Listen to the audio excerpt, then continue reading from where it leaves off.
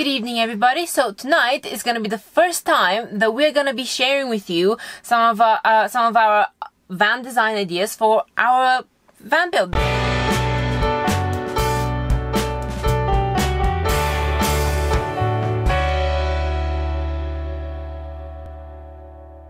So the first draft of our van design is going to be in this video, and we would like to invite you now to comment down below if throughout this video you get some brainwave or just want to share your opinion with us about our design, about your design, and basically anything that will be helpful for us van life dwellers or future dwellers. Now, these ideas that we're going to be discussing today, they've been circulating in our head for how long would you say? 2 years. 2 years? But this is the first time that we're going to put it down on paper for you as a whole. Throughout this video, we're going to be measuring this van out, and we're going to share with you how practical is really that measurement, how well or how badly we felt, let's say, sleeping in a bed or sitting where we are now.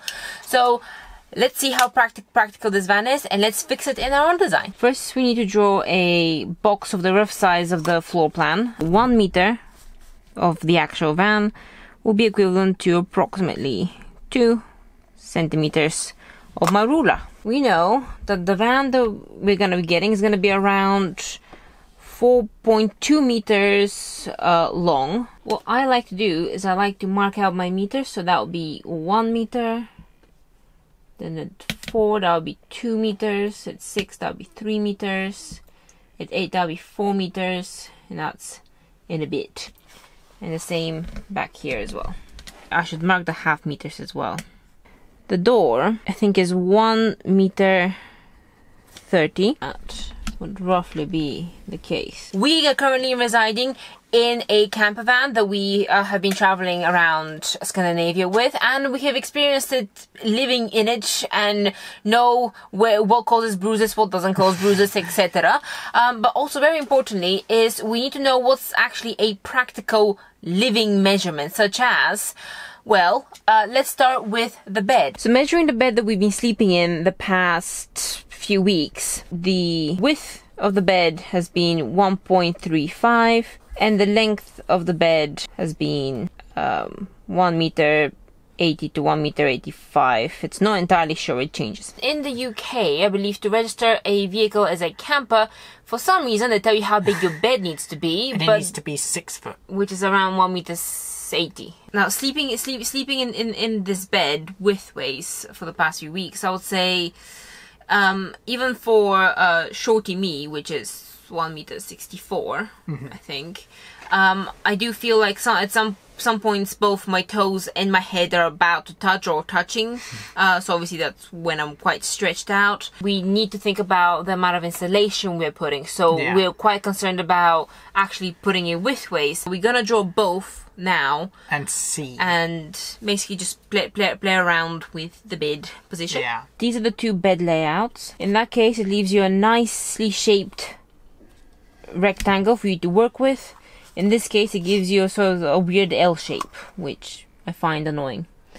Now that leaves about just over 50 centimeters, about 55 centimeters, 5 of which are definitely taken by insulation. If we put the bed lengthways, then we take up more of the space of the van, the inside. Yeah. We mentioned in a previous video, or a few videos ago, when we were talking about the features we want to avoid. We hate creating small corridors. We like to have a bit of a cube of a space to move around, maybe do some yoga. In this case, we have about 2 meter 80. We have 2 meter 80 length to work with. And here, 2 meter 40. So it's about 40 centimeters less. We will have to put some cupboards, but there has to be a gap here because I hate having a wall next to me. One thing that I was thinking though, so if this is the mattress and this is the lengthways, then what we could do is create a platform that gives us space there to work with. Like that. So this is the garage.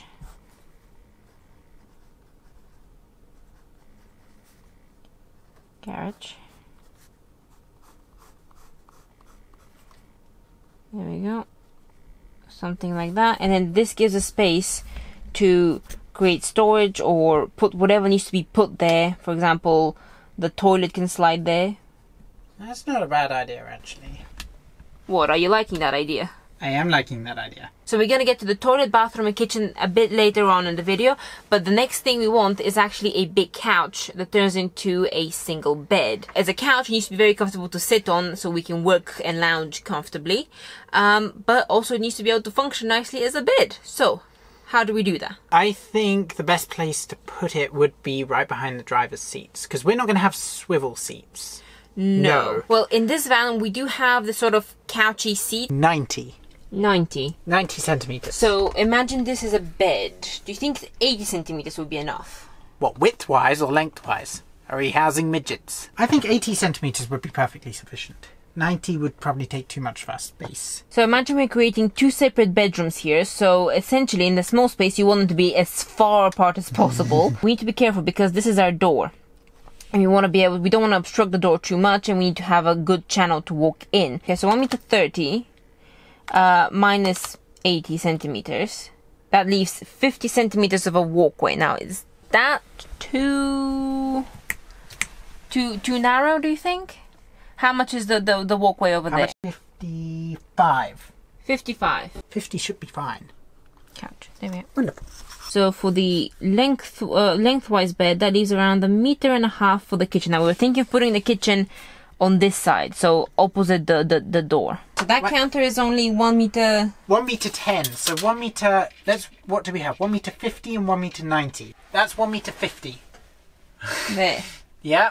This is a practical measuring video of this 1 meter 90. 1 meter 90. Now that is a big kitchen counter. Big, yeah, that's so cool. That would be like a van kitchen, bigger than some normal house kitchens. Oh, come on. There we go. 90 and a half. So 90 centimeters roughly. 90. So a kitchen counter is roughly 9 centimeters tall. I think that's about right, actually. A very important feature for us is to have a big sink. Now, we know it's a small space, and a lot of people think that a small space must have one of those teeny tiny sinks that you cannot wash a thing in. However, we like cooking, and I don't know about when you're cooking, but we tend to get a lot of things messy. And also, if you don't want to do the washing up straight away, you can pop it in the sink. Yeah, and then put... we want one of those boards that cover the sink. So you put the stuff in, you cover them with the board, and it's like nothing's happened. The small sink is 27 by 23. Okay, that is abysmally small. Now, I remember us talking about having 20 by 30 or 30 by 30, like a square. But then we said that might be too small. I don't know. How big are your sinks in your house? Go measure them and leave a comment down below. We were looking at 40 by 50 or 35. Yeah, but I think it was, I think you're right, 40 by 50. And that seemed like a sufficiently big enough space to even dip your head down there and wash your hair if you don't want to go in the shower. I think the sink should be pretty much, it should be sticking out like a farmhouse. So on the edge here, on the edge there. So pretty much exactly. I'll pop it on sink. And on the other one, I'll do the same. I'll put it on the same side. The hob takes a lot of space on the counter. Yeah. And it's also nice to be able to cook outside. I would very much like everything to be electric. Everything to be electric, because it's renewable energy and it's gonna get only better. And also, like gas, you need to go buy gas. Yeah. So I want to be as off the grid as possible. What kind of ideas do you have for portable hobs? So like ones that they don't take too much space, they don't take too much space to store either. So should we leave the hob for now? Like leave us your comments down below as to whether we should actually make the hob a permanent feature, and whether there's any portable options that you know of. Another key appliances in the kitchen are the fridge and the oven. Now, the hob and the oven don't need to go together. Which is why we can make the hobs portable. Definitely the oven has to be electric. We need to calculate how many batteries we need, with what kind of power, watts, volts, amps, and I can tell you now, electricity was one of my weakest points in school. And I still don't get it to this day, so I'm gonna have to learn the hard way now. So with this design, the fridge can go just here. So you said it was about 50 along, so that would be around there. Then about 55 deep. Alright, so that will be fridge. Now, because we have a lot of drawers and we have the oven to go here, that's where our original sort of brainwave at the beginning, where basically we create a platform for the bed to sit on, and then we still use the floor space underneath. So the opening of the door, yeah, like that, something of the sort, and this one will have to open this way. Now, bird's eye view can't show it very well, but oven will be either next to the fridge or next to the sink. Somewhere in that vicinity. Yeah, I'm not gonna draw it here because it's gonna just make it really messy. So, in terms of first design, how to basically get your guidelines as to basically how to start designing it. So, the bed, the living room, the kitchen, the toilet and the shower. Toilet and shower. We are going with a composting toilet. Now, we have tried a chemical toilet in this van. We have few objections. One is using a chemical. It's harder. You need to find a specific dump station for it, and they don't always exist, and we want to travel a lot of places, so it doesn't really work. Also, when you go off grid, you're in nature. You can't be going around dumping chemical waste. If you can let us know where you actually throw composted waste, because we haven't done the research into it yet. But I imagine that once it's properly composted, you can maybe either use it in your garden or, I don't know, dig a hole somewhere and dump it. Yeah, so we're going with the composting one. That's going to be like a little cubicle which we'll put somewhere. It's like its own little cubicle? Or just a box, I think. It's a fancy little box! So since this is going to be our permanent living solution, a toilet and a shower for us are essential. We want both in the van. And have a space to do yoga. The concern is the shower. We do have to connect it up to some sort of piping system, we have to have a drain, and we have to have some sort of watertight seal box. The reason he says a box is, I know this, I know people have done it like with, they just get some sort of tub that you can step in, plus a shower curtain. I really dislike shower curtains. They always stick to me and it's so annoying. I think after some time, having to set up your shower in such a way and always be careful not to get your books wet or something like that because it's not a properly sealed area, basically it can get on your nerves, and I don't want to start detesting van life. Plus, showers use a lot of water as well. We want it to be the most eco-friendly shower possible. You want to get the same amount of wet with less water. Without really getting into the technical side of how the shower system is going to work or things like that, let's figure out where we have space to put it. Okay, so on both of our drawings, the only place really that a shower cubicle can go is this space. Yeah. Here. If we put it there, that still leaves some space to maneuver around. We don't want it a cramped shower either. No. We want our space. We want our space in a small space.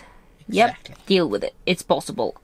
It's only possible if you believe it's possible. And that leaves about 35 centimeters of a walkway. 35 centimeters. Oh my, this is 48. 48? 35 would be here. That's a bit too narrow. Okay, so we need to think about the shower, the table, the hob, the bed. There's plenty of topics down there that you can, you know, give us tips about and just help out and join in the conversation down below. So subscribe for the future design videos and the actual build, and give this video a thumbs up if you enjoyed it. So see you next time.